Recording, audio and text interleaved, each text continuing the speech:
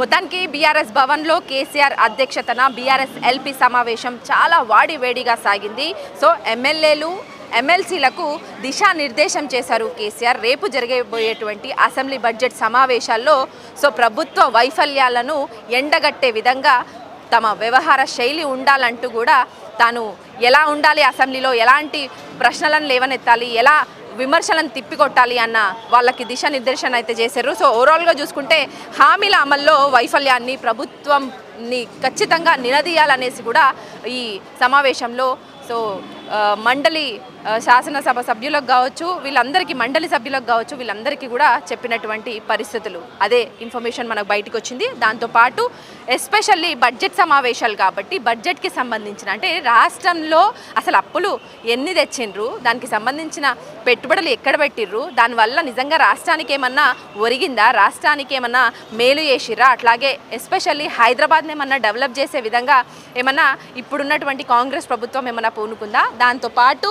నిజంగా ఉద్యోగ కల్పన కావచ్చు, అభివృద్ధి పరంగా కూడా ఏమైనా పనులు చేసిర్రా. ఎస్పెషల్లీ గత ప్రభుత్వ హయాంలో అంటే 10 ఏళ్లలో బీఆర్ఎస్ ప్రభుత్వం 4 లక్షల కోట్ల అప్పు చేస్తే ఇప్పుడున్నటువంటి కాంగ్రెస్ గవర్నమెంట్ ఈ 15 నెలల్లోనే 1,50,000 కోట్లు అప్పులు చేసిందని కేసీఆర్ వీళ్ళకందరికీ కూడా చెప్పినటువంటి పరిస్థితి. అయితే నిజంగా వాళ్ళు తెచ్చినటువంటి అప్పులు ఏ మేరకు ఖర్చు పెట్టారు, దేనిపైన ఖర్చు పెట్టారు, ఎలాంటి పెట్టుబడులను పెట్టారు, నిజంగా దానివల్ల ఏమైనా రాష్ట్రానికి లాభం చేకూరిందా, కనీసం నిరుద్యోగులకు కావచ్చు లేదంటే ఉద్యోగ కల్పన కావచ్చు ఏమైనా వచ్చిందా, ఇట్లాంటివన్నీ నిజంగా రాష్ట్రానికి ఏ విధంగా లాభపడింది వీళ్ళు చేసినటువంటి అప్పుల్ని అనేది ప్రశ్నించే విధంగా ప్రజల గొంతుకై మాట్లాడే విధంగా నిజంగా వీళ్ళనందరినీ కూడా ట్రైనప్ చేసినట్టు తెలుస్తుంది. సో ఓవరాల్గా అప్పుల విషయంలో కాంగ్రెస్ దుష్ప్రచారాన్ని అంటే గత ప్రభుత్వ హయాంలో నిజంగా లంక బిందెలు ఉంటాయి అని వచ్చినాం మేము అధికారంలోకి, సో వచ్చిన తర్వాత ఖాళీ బిందెలే ఉన్నాయి, సో ఇప్పుడు వచ్చినటువంటి అప్పుల్ని తీర్చే వరకు మేము ప్రభుత్వ అంటే అధికారంలోకి వచ్చేటువంటి మేనిఫెస్టోను, అమలులను, హామీలను వీటన్నిటిని కూడా పక్కన పెట్టి వాళ్ళ తీర్చినటువంటి అప్పులకు మిత్తిలు కట్టుకుంటూనే ఉన్నామనేసి సీఎం రేవంత్ రెడ్డి మాట్లాడినటువంటి మాటలు కావచ్చు, లేదంటే అంటే గత ప్రభుత్వాన్ని వీళ్ళు విమర్శించేటువంటి పద్ధతిని కావచ్చు తిప్పికొట్టే విధంగా కూడా బీఆర్ఎస్ నాయకులందరినీ కూడా సో దిశానిర్దేశం చేసినట్టు తెలుస్తుంది. ఓవరాల్గా భారీగా అప్పులు చేసిండ్రు, హామీలు ఇచ్చిర్రు, కానీ అమలు విషయంలో నిజంగా వైఫల్యం చెందింది ఇప్పుడున్నటువంటి కాంగ్రెస్ ప్రభుత్వం అనేసి అయితే కేసీఆర్ గారు వీళ్ళకందరికీ కూడా అంటే ఎమ్మెల్యేలకు కావచ్చు, ఎమ్మెల్సీలకు కావచ్చు లెక్కలతో సహా కూడా చెప్పినటువంటి సందర్భం అయితే బయట లోపల సమాచారం అందింది. అంటే లోపల మీటింగ్లో జరిగినటువంటి మాటలు ఎస్పెషల్లీ సో గవర్నమెంట్ ఈ కాంగ్రెస్ గవర్నమెంట్ తెచ్చినటువంటి అప్పుల్ని వేటికి ఖర్చు పెట్టారు అన్న దాని మీద, ఎందుకంటే బడ్జెట్ సమావేశాలు కాబట్టి అసెంబ్లీలో బడ్జెట్ సమావేశాలు కాబట్టి ఎస్పెషల్లీ బడ్జెట్కి సంబంధించిన మాటలు ఫస్ట్ ప్రయారిటీ కింద తీసుకోవాలి.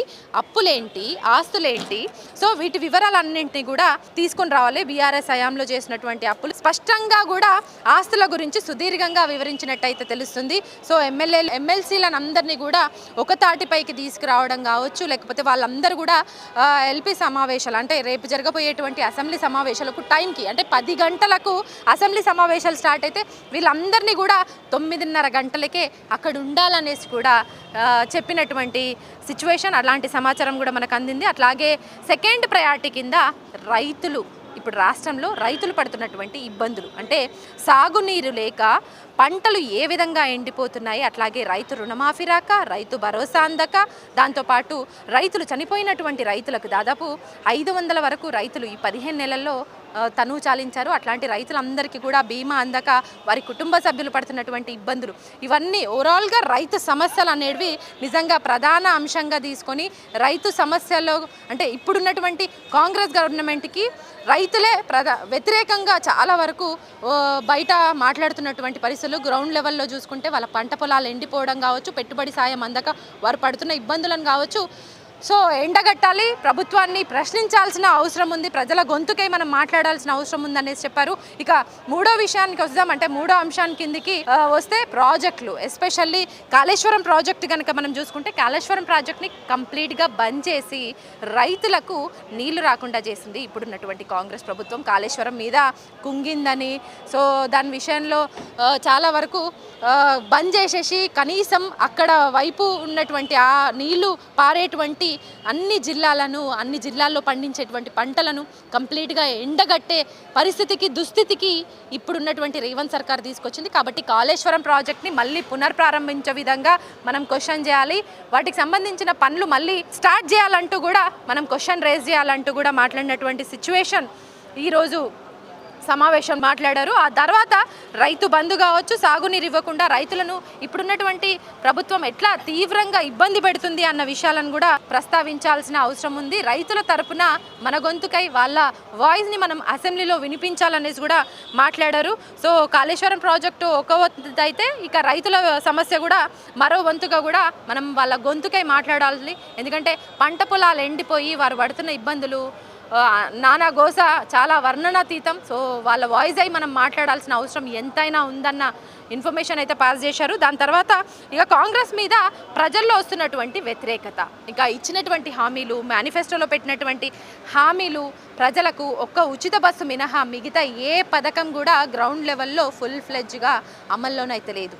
సో ఎందుకు అమలు చేయట్లేదు? నిజంగా మీరు ఇచ్చినటువంటి హామీల వల్లనే గుడ్డిగా కాంగ్రెస్ ప్రభుత్వాన్ని నమ్మి ఇంకా ఏదైనా ఎక్కువ వస్తుందేమో, ఒక పెన్షన్ విషయంలో కావచ్చు, గ్యాస్ సబ్సిడీ విషయంలో కావచ్చు, లేదంటే ఫ్రీ కరెంటు విషయంలో కావచ్చు, మహిళలకు సో ఒక భరోసా కింద 2500 ఇస్తామనడం కావచ్చు, ఇట్లా స్కూటీలు ఇస్తా అనడం కావచ్చు యువతకి, సో నిరుద్యోగ భృతి ఇస్తా అని నిరుద్యోగులకు హామీ ఇవ్వడం కావచ్చు, ఇక స్టూడెంట్స్కి, ఇట్లా రైతులను, స్టూడెంట్స్ని, అన్ని వర్గాల ప్రజలను ఏదేది మాటలు చెప్పి అధికారంలోకి వచ్చి మభ్యపెట్టిందో ఇప్పుడున్నటువంటి కాంగ్రెస్ ప్రభుత్వం ఖచ్చితంగా వాటి విషయంలో మన వాయిస్ని రేజ్ చేయాల్సిన అవసరం ఎంతైనా ఉందన్న మాటలైతే వీళ్ళందరికీ కూడా చాలా స్పష్టంగా చెప్పినటువంటి పరిస్థితి అయితే ఉంది. అట్లాగే ముఖ్యంగా రైతుల్లో మాత్రం ఈ వాళ్ళకి ఇచ్చినటువంటి హామీలు నెరవేర్చకపోవడంలో కంప్లీట్గా రేవంత్ సర్కార్ ఫెయిల్యూరు, రైతుల్ని పక్కన పెట్టేసింది. ఇప్పుడున్నటువంటి మంత్రులు ఓ మాట చెప్తున్నారు, ఇదంతా కూడా అంటే రివ్యూలు పెడుతున్నారు, సమావేశాలు పెడుతున్నారు, అసలు రైతులు గ్రౌండ్ లెవెల్లో ఇబ్బందులే పడతలేరు. కానీ ఇప్పుడున్నటువంటి బీఆర్ఎస్ నేతలు మాత్రమే దుష్ప్రచారం చేస్తున్నారు. కాంగ్రెస్ పార్టీ నాయకుల మీద కావచ్చు, మేము చేస్తున్నటువంటి పనులను కావాలనే విమర్శల పాలు చేస్తున్నారంటారు. కానీ గ్రౌండ్ లెవెల్లో నిజంగా చూస్తే రైతులు గోస అంతా ఇంత కాదు. రోజుకి ఒక్కరు చొప్పున రైతులు తనువులు చాలిస్తున్నారు. ఓవరాల్గా ఈ 15 నెలల్లో దాదాపు 500 మందికి పైగా, అంటే 400 పైచిలకే రైతులు ఆత్మహత్యలు చేసుకున్నటువంటి పరిస్థితి. అన్నమో రామచంద్ర అంటున్నారు. ఎందుకంటే రైతు రాజ్యంగా చెప్పుకుంటున్నటువంటి నిజంగా తెలంగాణలో రైతులు తనువు చాలించడం అనేది నిజంగా దౌర్భాగ్యమైన పరిస్థితి. ఆ పరిస్థితికి ఇప్పుడు తెలంగాణ దిగజారింది. రైతే రాజ్యంగా మనం ముందుకు పోయాం. 10 సంవత్సరాల్లో రైతు బంధు ఇచ్చాము, రైతులకు పెట్టుబడి సాయం చేసినాము, అట్లాగే ఫ్రీ కరెంట్ ఇచ్చినాము. 24 గంటల్లో రైతు గుండెల మీద చెయ్యేసుకొని పడుకునే పరిస్థితి నుంచి ఇప్పుడు నిజంగా పరిస్థితి ఎంత దిగజారిందో కూడా వాళ్ళకు కులంకషంగా వివరించినటువంటి సిచ్యువేషన్స్. ఓవరాల్గా చూసుకుంటే మెయిన్గా ఫస్ట్ బడ్జెట్ సమావేశాలు కాబట్టి అప్పులు, ఆస్తులు, వీళ్ళ పెట్టుబడులు, అసలు రాష్ట్రానికి కానీ లేదంటే హైదరాబాద్లో డెవలప్మెంట్స్ ఏంటి, ఈ క్వశ్చన్స్ రైజ్ చేయాలి. ఇక రెండో పాయింట్కి వస్తే సో రైతులకు ఉన్నటువంటి సమస్యలు, ఇక మూడో విషయానికి వస్తే మేనిఫెస్టోలో పెట్టినటువంటి హామీలు కావచ్చు, అమలవుతున్న పథకాలు కావచ్చు, హామీలు అమలు కాని పథకాలు ఏంటి, వీటన్నిటి మీద కూడా ప్రశ్నించాలి. ఇక ఓవరాల్గా చూసుకుంటే ప్రాజెక్టుల విషయం, ఇక కాళేశ్వరం ప్రాజెక్టు కావచ్చు, ఇక పాలమూరు ఎత్తిపోతల పథకం కూడా ఓవరాల్గా మనం 90% కంప్లీట్ చేసినాం. కానీ ఇంకొక 10% మాత్రమే పెండింగ్ ఉంది. అది చేయడానికి కూడా కాంగ్రెస్ ప్రభుత్వం వెనకడుగేస్తుంది. నిజంగా పాలమూరు ప్రాజెక్టు కనుక వస్తే ఆ వైపు ఆ బెల్ట్ కింద ఉన్నటువంటి పంటలు కావచ్చు, ఆ బెల్ట్ కింద ఉన్నటువంటి రైతులు కావచ్చు సుభిక్షంగా ఉంటారు, సస్యశ్యామలంగా కూడా సో పంట పొలాలన్నీ కూడా మళ్ళీ చిగురిస్తాయి. సో ఇట్లాంటివన్నీ కూడా ఉంటాయి. కానీ వీటి విషయంలో ఎందుకు పాలమూరు ప్రాజెక్ట్ని ఎందుకు లైట్ తీసుకుంది ఇప్పుడున్నటువంటి కాంగ్రెస్ ప్రభుత్వం? మనం 90% పని చెయ్యంగలేంది వాళ్ళు ఒక 10% కంప్లీట్ చేసి నీళ్ళనిస్తే రైతులు ఎంత సంతోషంగా ఉంటారు, వాళ్ళ పంటలు కూడా మంచిగా పండుతాయి. వాటి విషయంలో ఎందుకు గవర్నమెంట్ ఇంత అలసత్వం వహిస్తుంది? వీటి విషయంలో కూడా ఖచ్చితంగా పాలమూరు ప్రాజెక్ట్ని అంటే తొందరగా కూడా ఫినిష్ చేసి సో రైతులందరికీ కూడా నీళ్ళను అందించాలి, వాళ్ళ పంట పొలాలు అన్నీ కూడా సో నీళ్ళతో తడవాలి, సో ఆ పంటలు మంచి సుభిక్షంగా పండాలి, రైతులు కళ్ళల్లో నీళ్లు చూడొద్దు, సంతోషాన్ని చూడాలి అనేసి వీటి విషయంలో ప్రభుత్వం మీద ఒత్తిడి తీసుకురావాలి. ప్రభుత్వ వైఫల్యాన్ని మనం 90% చేసిన తర్వాత కూడా 10% చేయడానికి ఎందుకు వెనకడిగేస్తున్నారు అన్న ప్రశ్నను కూడా చాలా స్ట్రాంగ్గా కూడా ప్రభుత్వ అధికారులను కావచ్చు, లేదంటే సీఎం రేవంత్ రెడ్డిని కావచ్చు ఖచ్చితంగా క్వశ్చన్ చేయాలి అన్నట్టు కూడా దిశానిర్దేశం అయితే వీళ్ళకి చెప్పినట్టు సిచ్యువేషన్ ఎమ్మెల్యేలకు కావచ్చు, ఎమ్మెల్సీలకు కావచ్చు. లాస్ట్ థింగ్ ఏంటంటే ఎస్ఎల్బిసి. సో 2020లో ఇప్పుడున్నటువంటి అంటే గతంలో ఉన్నటువంటి కేసీఆర్ ప్రభుత్వం ఆ ఎస్ఎల్బిసి టన్నెల్ని అయితే కంప్లీట్గా ఆఫ్ చేసింది. ఎందుకంటే 11 కిలోమీటర్ల మేర వీళ్ళు పనులు చేయించారు. కానీ ఫర్దర్గా ముందుకు పోతే నిపుణుల సూచనలు అడిగినరు.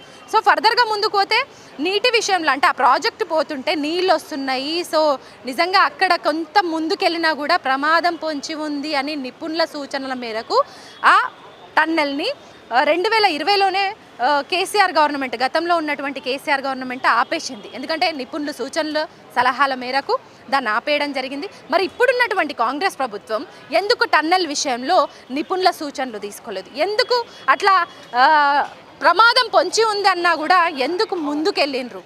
సో ముందుకెళ్ళిన తర్వాత ఇప్పుడు ప్రమాదం జరిగిన తర్వాత మళ్ళీ దానిని పొలిటికలైజ్ చేయడం కావచ్చు, లేదంటే ప్రతిపక్షాల మీద రుద్దడం కావచ్చు, ఇట్లాంటివన్నీ కూడా ఇప్పుడున్నటువంటి రేవంత్ రెడ్డి సర్కార్ ఎందుకు చేస్తుంది? అసలు ఒక ఆలోచన లేకుండా, ఒక నిపుణులతోటి చర్చించకుండా, ఒక సమావేశం ఏం చేయకుండా ముందుకు పోవడం వల్లనే ఖచ్చితంగా ఈ ప్రమాదం చోటు చేసుకుంది. దీనివల్ల 8 మంది చనిపోవడం జరిగింది.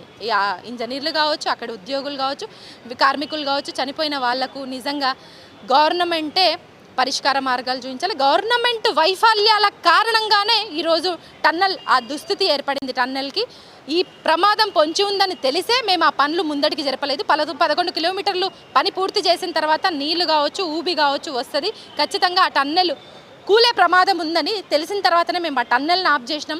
కానీ ఇప్పుడున్నటువంటి కాంగ్రెస్ ప్రభుత్వం ప్రమాదం పొంచి ఉందన్నా కూడా అట్లనే ముందుకు పోయి ఇప్పుడు ఆ 8 మందిని పొట్టన పెట్టుకున్నటువంటి పాపాన్ని మూటగట్టుకుంది. సో ఈ విషయాన్ని కూడా మనం ఖచ్చితంగా రేజ్ చేయాలి. ఖచ్చితంగా రేపు అక్కడికి వచ్చినటువంటి నాయకుల్ని కావచ్చు, అసెంబ్లీ వేదికగా మనం ప్రశ్నించాలి. మన ప్రజల గొంతుకే కాదు, వివిధ రాష్ట్రాల నుంచి వచ్చి కూడా అక్కడ పనులను చేసినటువంటి ఇంజనీర్లకు కావచ్చు, అక్కడ కార్మికులకు కావచ్చు, కార్మిక కుటుంబాలకు, చనిపోయిన వాళ్ళ కుటుంబాలకు కూడా మనం అండగా ఉండాలి. ఆ టన్నెల్ విషయంలో ఖచ్చితంగా ప్రభుత్వ వైఫల్యాన్ని, ప్రభుత్వ నిర్లక్ష్యాన్ని ఎండగట్టాలి. ఖచ్చితంగా వీటి విషయంలో కూడా మనం రేపు ప్రశ్నించాలి.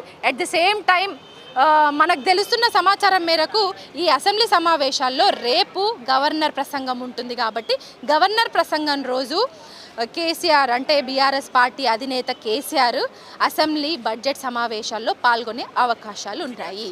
ఇక దాని తర్వాత మరొక రోజు బడ్జెట్ ప్రవేశపెట్టే రోజు కూడా కేసీఆర్ గారు ఈ అసెంబ్లీ సమావేశాల్లో పాల్గొనే ఛాన్సెస్ ఉందని కూడా మనకు సమాచారం అందుతుంది. సో ఓవరాల్గా బడ్జెట్ సమావేశాలు జరుగుతున్న ఈ టైంలో 2 రోజులు మాత్రం, అంటే మొదటి రోజు రేపు స్పెషల్లీ గవర్నర్ ప్రసంగం ఉంటుంది. ఆ రోజు కూడా, రేపటి రోజు కూడా కేసీఆర్ అసెంబ్లీ సమావేశాలకు వస్తారు. ఆ తర్వాత చూసుకుంటే బడ్జెట్ ప్రవేశపెట్టే రోజు కూడా కేసీఆర్ ఈ అసెంబ్లీ బడ్జెట్ సమావేశాలకు హాజరయ్యే ఛాన్సెస్ చాలా వరకు కనిపిస్తున్నాయి. సో ఓవరాల్గా చూసుకుంటే రేపు పొద్దున 9:30 గంటలకు బీఆర్ఎస్ ఎల్పీలో ఎమ్మెల్యేలు కావచ్చు, ఎమ్మెల్సీలు కావచ్చు అక్కడ సమావేశం ఏర్పాటు చేసుకునే అవకాశాలు అయితే కనిపిస్తున్నాయి. సో అసెంబ్లీ సెషన్స్ 10 గంటలకు స్టార్ట్ అయినా కూడా ఖచ్చితంగా అందరూ కూడా హాజరు కావాల్సిన అందరూ కూడా 9:30కే అక్కడ ఉండాలి. ఆ మీటింగ్ అంటే ఆ సమావేశం కూడా బీఆర్ఎస్ ఎల్పీలో ఎమ్మెల్యేల సమావేశం కూడా రేపు 9:30 గంటలకు ఉండబోతుంది అన్న ఇన్ఫర్మేషన్ కూడా మనకు అందుతుంది. సో ఓవరాల్గా చూసుకుంటే ఈ బడ్జెట్ సమావేశాలు అన్నీ నడిచే రోజు అసలు ఎవ్వరూ కూడా గైర్ హాజరు కావడానికి లేదు. అందరూ హాజరు కావాలి. ఎన్ని గంటలు సెషన్స్ ఉంటాయో అన్ని గంటలు కూడా తూచా తప్పకుండా అక్కడ ఉండాల్సిన అవసరం ఉంది. నిజంగా అక్కడ ప్రతిపక్ష నాయకులైనా అంటే ప్రధాన ప్రతిపక్షమైన నాయకులకు మైకులు ఇవ్వకపోయినా, లేదంటే విమర్శలు చేసినా, లేదంటే వాళ్ళ స్థాయికి తగ్గి మాట్లాడినా కూడా డెఫినెట్గా బయటకు వచ్చి వీళ్ళ ఆందోళనలు చేయాల్సిన అవసరం ఉందన్నారు. అట్లాగే ప్రజా సమస్యల్ని బయటకు వచ్చి మీడియా సాక్షిగా కూడా మనం లోపల ఏం మాట్లాడాలనుకున్నామో అక్కడ మైక్ ఇవ్వకపోతే కనుక ఖచ్చితంగా ప్రజలకు వీళ్ళు ఏం మాట్లాడాలో తెలిసే విధంగా బయటకు వచ్చి కూడా మీడియా ద్వారా ప్రజలకు వీళ్ళ అంటే ప్రజా సమస్యల మీద వీళ్ళు ఫైట్ చేస్తున్నటువంటి అంశాలను ప్రజలకు అందే విధంగా మీడియా సాక్షిగా కూడా మాట్లాడాల్సిన అవసరం ఉందనేసి కూడా వీళ్ళకందరికీ కూడా ట్రైనప్ చేసినట్టు తెలుస్తుంది. ఓవరాల్గా కూడా 4 గంటల పాటు ఈ బీఆర్ఎస్ ఎల్పీ సమావేశం అయితే జరిగింది. వేడిగా జరిగినటువంటి ఈ సమావేశంలో ఎమ్మెల్యేలు, ఎమ్మెల్సీలు, అట్లాగే వర్కింగ్ ప్రెసిడెంట్ కేటీఆర్ కూడా పాల్గొన్నారు. సో హరీష్ రావు ఇట్లా ముఖ్య నేతలు, ఎమ్మెల్సీ కవిత కావచ్చు, ఇట్లా ముఖ్య నేతలు కూడా అందరూ కూడా ఈ సమావేశానికి అయితే హాజరయ్యారు.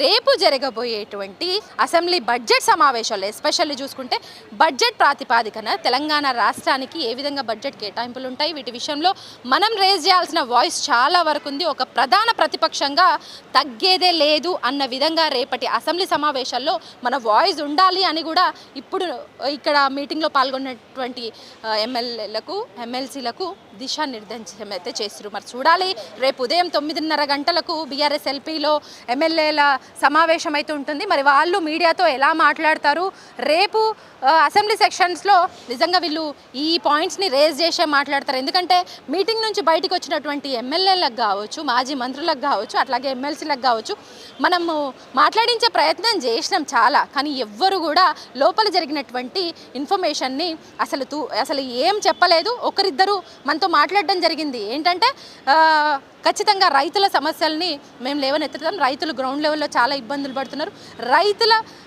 రైతు వ్యతిరేకత ఇప్పుడున్నటువంటి కాంగ్రెస్ ప్రభుత్వం మీద ఎక్కువగా ఉంది కాబట్టి రైతులు రుణమాఫీ కావచ్చు, రైతు భరోసా కావచ్చు, ఇదేది కూడా రైతులకు అందట్లేదు కాబట్టి రైతులదే ప్రధాన ఎజెండాగా మేము తీసుకుంటాం అనేది కొంతమంది మాట్లాడినరు. సో ఇంకో కొంతమంది ఏంటంటే మేనిఫెస్టోలో పెట్టిర్రు, అధికారంలోకి రాకముందు చాలా చెప్పిర్రు, వాళ్ళు ఇంత ఇస్తారా మేము అంత ఇస్తాం అంటే రైతు రుణమాఫీ విషయంలో కావచ్చు, రైతు బంధు విషయంలో అంటే రైతు భరోసా విషయంలో కావచ్చు ఫస్ట్ 15,000 ఇస్తామన్నారు, దాని తర్వాత 12,000 ఇస్తామన్నారు, ఇక తర్వాత టర్మ్నే దాటేసిండ్రు. సో ఇట్లాంటి హామీలు ఇచ్చి అధికారంలోకి వచ్చి దాని తర్వాత ఇవ్వకుండా ఒక ఆకులు గాలినాక చేతులు పట్టుకున్నట్టు వీళ్ళ చందంగా కూడా ఇప్పుడున్నటువంటి కాంగ్రెస్ ప్రభుత్వం అయితే వాళ్ళ హామీలు కావచ్చు, హామీలకు వ్యతిరేకంగా ఇప్పుడు ఉన్నటువంటి గవర్నమెంట్ అంటే ఏ పథకాలను అమలు చేస్తామనేసి అధికారంలోకి వచ్చిందో ఆ పథకాల అమలు వైఫల్యం చెందింది అనేది క్లియర్ కట్గా తెలుస్తుంది. ఆ వైఫల్యాలన్నింటినీ కూడా ఎండగట్టే విధంగా మన వాయిస్ అయితే ఉండాలి అనేసి ఈరోజు జరిగినటువంటి మీటింగ్లో దిశానిర్దేశం చేసిరు. మరి రేపటి అసెంబ్లీ సమావేశంలో ప్రధాన ప్రతిపక్షంగా ఉన్నటువంటి బీఆర్ఎస్ ఎల్పీలో ఈరోజు జరిగినటువంటి మీటింగ్లో జరిగినటువంటి టాపిక్స్ని రేపు నిజంగా అక్కడ గవర్నమెంట్ అధికారులను ప్రశ్నించే విధంగా, వాళ్ళు విమర్శలు చేస్తున్నటువంటి వాటిని తిప్పికొట్టే విధంగానే వీళ్ళ వాయిస్ ఉంటుందా లేదా అనేది మనం రేపటి అసెంబ్లీ సమావేశాల్లో మాత్రం చూడాల్సి ఉంది.